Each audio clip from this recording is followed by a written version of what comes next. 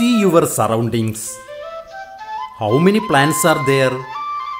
Some are big, some small. Are they differ in size itself?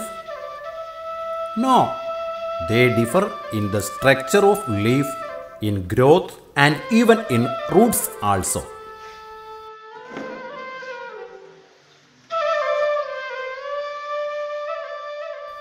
See, here two plants are uprooted. What is the difference between the roots? Look, some plants have got this type of roots. Here you can see a thick and long root growing from the base of the stem. A large number of roots develop from the sides of the long root. These roots are called branch roots. A single root growing from the base of the stem and the branch roots growing from the single root constitute taproot system. Trees like mango tree, jackfruit tree, tamarind tree, rubber and plants like tulasi, hibiscus, etc. have taproot system. Now look here. What about this one? Large number of roots grow from the base of the stem. They are fiber-like and look similar. So, a cluster of similar roots growing from the base of the stem is known as fibrous root system.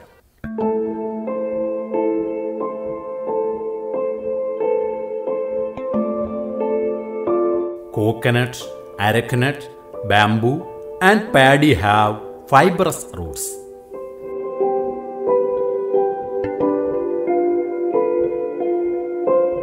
The taproot system grows more deeply, hence these roots hold the plant firmly in the soil. What are the main differences between taproot system and fibrous root system? In taproot system, we can see thick and long roots growing from the base of the stem, and there are a large number of roots developing from the sides of the taproot. But in fibrous root system, we can't see such type of long root. Large number of roots grow from the base of the stem and they are fiber-like and look similar. Look, the sculptures made in the fibrous roots of bamboo.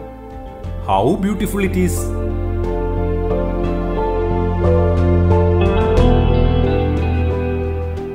Well, now you understand the difference in roots. Are there difference in leaves? We can see. See, two types of leaves are there.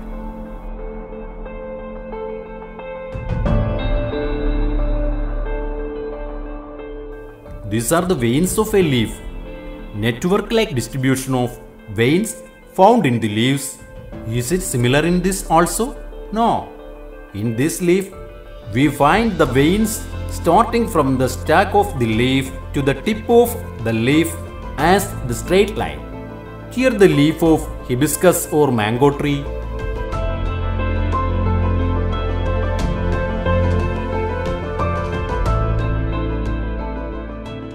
Repeat it in coconut leaf.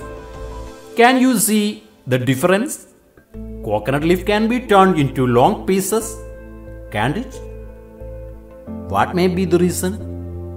It is because of the arrangement of veins in them. In the leaves of mango tree, jackfruit tree, banyan tree, hibiscus, etc., we can see a number of veins on the both sides of the leaf lamina joined with the main vein in the middle of the leaf. This type of network-like distribution of veins found in the leaves is called reticulate venation. But in paddy, coconut, etc., the leaves don't have a main central vein. Here we find the vein starting from the stalk of the leaf to the tip of the leaf as straight lines. The veins are distributed parallel to each other. So it is called parallel venation. The plants having taproot system show reticulate venation in leaf, and the plant having fibrous root system show parallel venation. Now we can see some seeds. Have you seen germination of seeds? Don't worry. Here we can see how the germination in seeds occurs. The part that comes first changes as the root of the plant. It is called as radicle. The part that comes out after the radicle is called plumule. The plumule grows up and changes into the stem of the plant.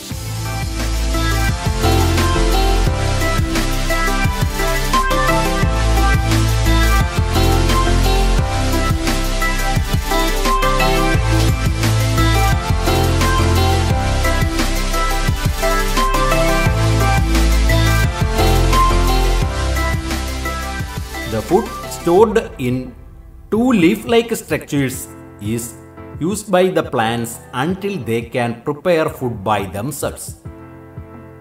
These thick leaf-like structures are called cotyledons. Plants store food in cotyledons for the germination of seeds. The cotyledons become thin and lean according to the growth of the plant. This is because of the plants use the food stored in cotyledons.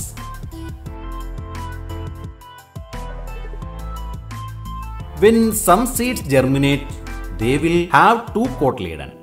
In mango tree, pea, tamarind tree, etc. have two cotyledons. Those plants called dicotyledonous plants. On the other hand, in paddy, when seed germinates, they have only one cotyledon. Those are called monocotyledonous plants.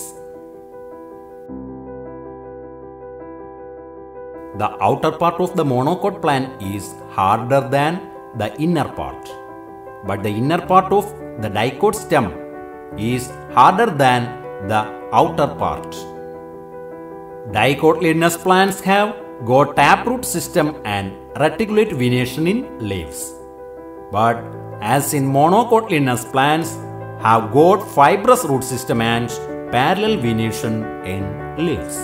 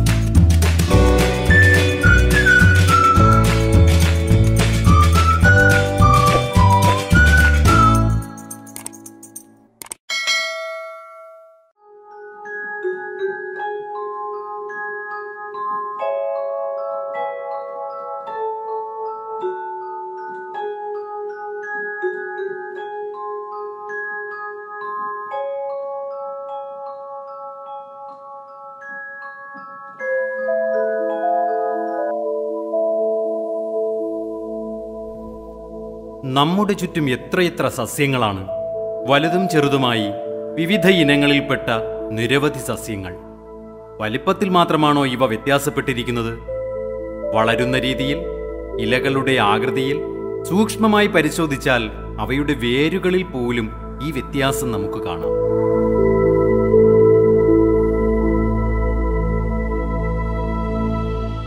നോക്കൂ, രണ്ടു രീതിയിലുള്ള രണ്ടു ചെടികൾ പിഴുതെടുത്തിരിക്കുകയാണ്. ഇവയുടെ വേരുകളിൽ എന്തു വ്യത്യാസമാണ് കാണുന്നത്? ചില ചെടികളുടെ വേരുകൾ ഈ രീതിയിലുള്ളവയാണ്. ചെടിയുടെ ചുവട്ടിൽ കാണ്ഡത്തിൽ നിന്ന് താഴോട്ട് വണ്ണമുള്ള ഒരു വേര് കാണും. ആ വേരിൽ നിന്ന് കുറെ വേരുകൾ ശാഖകളായി വളർന്നിരിക്കുന്നു.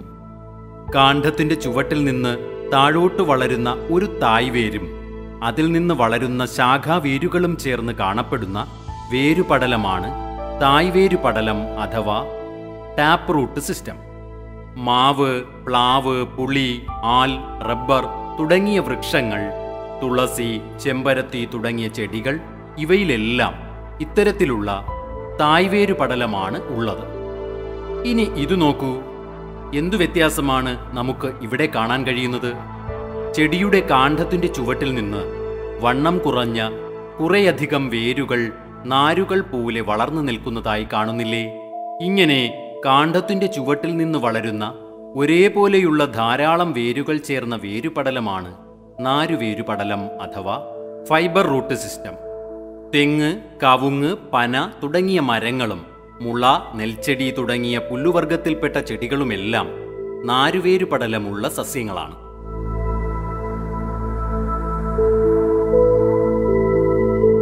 തായ്വേരുപടലമുള്ള സസ്യങ്ങളിലെ വേരുകൾ കൂടുതൽ ആഴത്തിൽ വളരുന്നു. അതിനാൽ ഈ വേരുകൾ സസ്യത്തെ നല്ലവണ്ണം മണ്ണിൽ ഉറപ്പിച്ചു നിർത്തുന്നു. അപ്പോൾ തായ്വേരുപടലവും നാരുവേരുപടലവും തമ്മിലുള്ള പ്രധാന വ്യത്യാസങ്ങൾ എന്തൊക്കെയാണ്? തായ്വേരുപടലത്തിൽ കാണ്ഡത്തിൽ നിന്ന് താഴോട്ട് വളർന്നിരിക്കുന്ന വലുപ്പം കൂടിയ ഒരു വേരും അതിൽ നിന്നും വളർന്ന് ശാഖകളായി തീരുന്ന മറ്റു വേരുകളും ഉണ്ടായിരിക്കും. നാരുവേരുപടലത്തിലാകട്ടെ വലിപ്പമുള്ള ഒരു പ്രധാന വേര് കാണുന്നില്ല. പകരം കാണ്ഡത്തിന്റെ ചുവട്ടിൽ നിന്നും ഒരേപോലെയുള്ള ധാരാളം വേരുകൾ നാരുകൾ പോലെ താഴേക്ക് വളർന്നിരിക്കുന്നു. മുളച്ചെടിയിലെ നാരുവേരുപടലത്തിൽ ചെയ്തിരിക്കുന്ന ശില്പവേല കണ്ടില്ലേ? എത്ര മനോഹരമാണെന്ന് നോക്കൂ.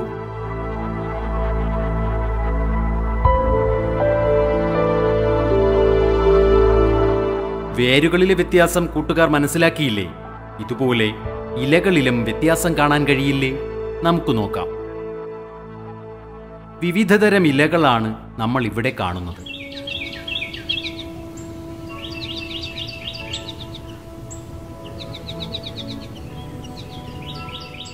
ഇലയിലെ ഞരമ്പുകൾ കണ്ടോ?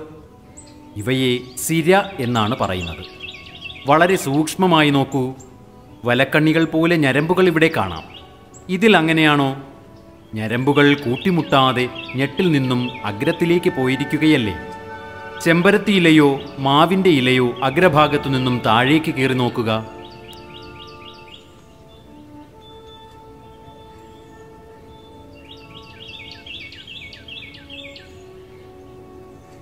ഇതുപോലെ തെങ്ങോല കീറി നോക്കൂ.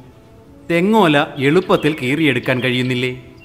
അവയുടെ ഞരമ്പുകൾ ക്രമീകരിച്ചിരിക്കുന്നതിലെ വ്യത്യാസമാണ് അതിനു കാരണം.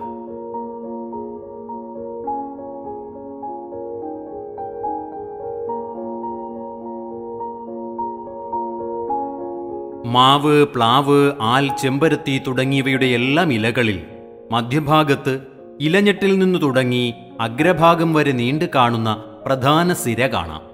അതിൽ നിന്ന് പുറപ്പെടുന്ന അനേകം ചെറിയ ശാഖകൾ പരസ്പരം ബന്ധപ്പെട്ട് വലക്കണ്ണികൾ പോലെ കിടക്കുന്നു. ഇങ്ങനെ ഇലകളിൽ വലക്കണ്ണികൾ പോലെ കാണുന്ന സിരാവിന്യാസമാണ് ജാലികാസിരാവിന്യാസം. എന്നാൽ തെങ്ങോല, നെൽച്ചെടിയുടെ ഇല, മുളയുടെ ഇല തുടങ്ങിയവയിലെല്ലാം സിരകൾ വലക്കണ്ണികൾ പോലെയല്ല കാണപ്പെടുന്നത്. ഇവിടെ സിരകളെല്ലാം പരസ്പരം കൂട്ടിമുട്ടാതെ ഇലയുടെ ഞെട്ടിൽ നിന്നും തുടങ്ങി സമാന്തരമായി അഗ്രഭാഗത്തെത്തി യോജിക്കുന്നു.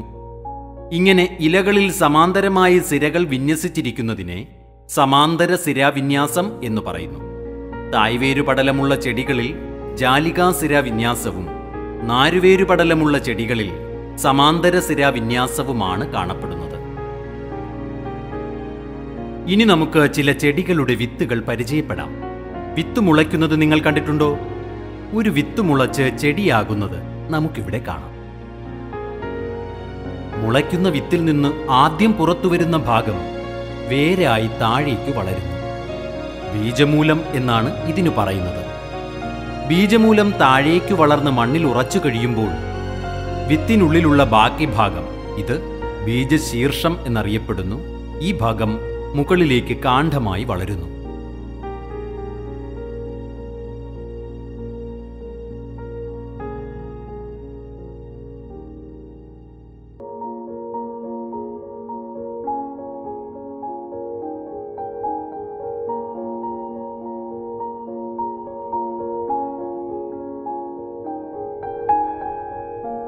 തനിയെ മണ്ണിൽ നിന്ന് ആഹാരം വലിച്ചെടുത്തു തുടങ്ങുന്നതുവരെ ബീജമൂലത്തിനും ബീജശീർഷത്തിനും മുളച്ചു വളരാൻ ആവശ്യമായ ആഹാരമാണ് കട്ടിയുള്ള ഇലകൾ പോലെ കാണുന്ന ഭാഗത്ത് സംഭരിച്ചു വച്ചിട്ടുള്ളത്. ഇത് ബീജപത്രം എന്ന് അറിയപ്പെടുന്നു. ഇവയ്ക്കുള്ളിൽ നിന്നാണ് ഇലകൾ വളർന്നു വരുന്നത്. ചെടി വളരുന്നതിനനുസരിച്ച് ബീജപത്രം ചുരുങ്ങി വലിപ്പം കുറയുന്നു. അതിൽ സംഭരിച്ചിരിക്കുന്ന ആഹാരം ചെടി ഉപയോഗിച്ച് തീർക്കുന്നതിനാലാണ് അങ്ങനെ സംഭവിക്കുന്നത്. ചില ചെടികൾ മുളയ്ക്കുമ്പോൾ 2 ബീജപത്രങ്ങൾ കാണാൻ കഴിയും. പുളി, മാവ്, പയർ തുടങ്ങിയവയിലെല്ലാം 2 ബീജപത്രങ്ങളാണ്. ഇങ്ങനെ 2 ബീജപത്രങ്ങളുള്ള സസ്യങ്ങളെ ദ്വിബീജപത്ര സസ്യങ്ങൾ എന്നാണ് പറയുന്നത്. എന്നാൽ നെൽമണിയിലും തേങ്ങയിലുമെല്ലാം മുളച്ചു വരുമ്പോൾ 1 ബീജപത്രം മാത്രമേ ഉള്ളൂ. ഇത്തരം സസ്യങ്ങൾ ഏകബീജപത്ര സസ്യങ്ങൾ എന്നറിയപ്പെടുന്നു. ഏകബീജപത്ര സസ്യങ്ങളുടെ കാണ്ഡത്തിന്റെ പുറംഭാഗത്തിന് ഉൾഭാഗത്തേക്കാൾ താരതമ്യേന കടുപ്പം കൂടുതലാണ്. എന്നാൽ ദ്വിബീജപത്ര സസ്യങ്ങളുടെ കാണ്ഡത്തിന്റെ ഉൾഭാഗത്തിനാണ് കടുപ്പം കൂടുതൽ. ദ്വിബീജപത്ര സസ്യങ്ങളിൽ തായ്വേരുപടലം, ജാലികാസിര വിന്യാസം എന്നിവ കാണപ്പെടുന്നു. നാരുവേരുപടലവും സമാന്തരസിര വിന്യാസവും ഏകബീജപത്ര സസ്യങ്ങളുടെ പ്രത്യേകതയാണ്.